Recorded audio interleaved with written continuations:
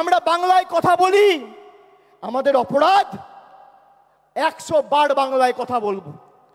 আমরা যত বাংলায় কথা বলবো এদের তত গায়ে জ্বালা। গর্ব করে বলবেন বাংলা। আগে জয় শ্রীরাম বলতো, মনে আছে? ঠেলায় না পড়লে বেড়াল গাছে ওঠে না। এখন বলছে জয় মা কালী, এখন বলছে জয় মা দুর্গা। আর আজকে আমার নাম দিয়ে লিখে রাখুন 21শে জুলাই 2025। আমি বলছি 26-এর পর জয় বাংলা বলাবো, না বলাতে পারলে আমাদের ক্ষমতা নেই। আরে এটাই তো তৃণমূল কংগ্রেসের জয়, এটাই তো বাংলার জয়। যে বাংলার মানুষকে ভাতে মারতে চেয়েছিলে, আজকে সেই বাংলার মানুষের পায়ে মাথা ঠুকে জয় মা কালী জয় মা দুর্গা বলতে হচ্ছে। এটাই বাংলার 12 কোটি কৃষক, শ্রমিক, যুবক যুবতীদের জয়, তপশিলীর জয়, আদিবাসীর জয়, জনজাতির জয়, কৃষকের জয়, শ্রমিকের জয়, বাংলার কৃষ্টির জয়, ঐতিহ্যের জয়, সংস্কৃতির জয়।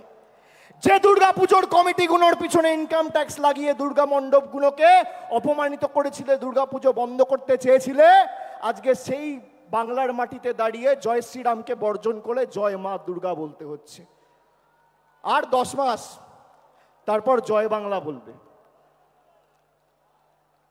আপনারা সবাই ঐক্যবদ্ধ তো?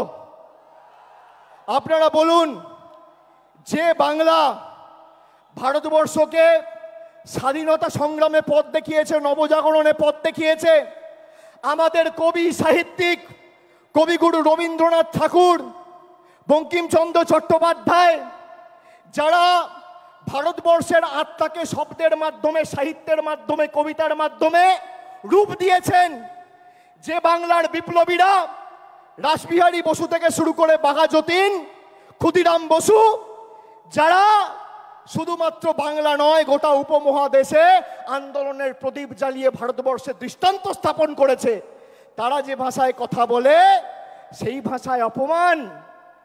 2021-এর আগে বলেছিলাম খেলা হবে, এবার বলছি পদ্মফুল উপড়ে ফেলা হবে।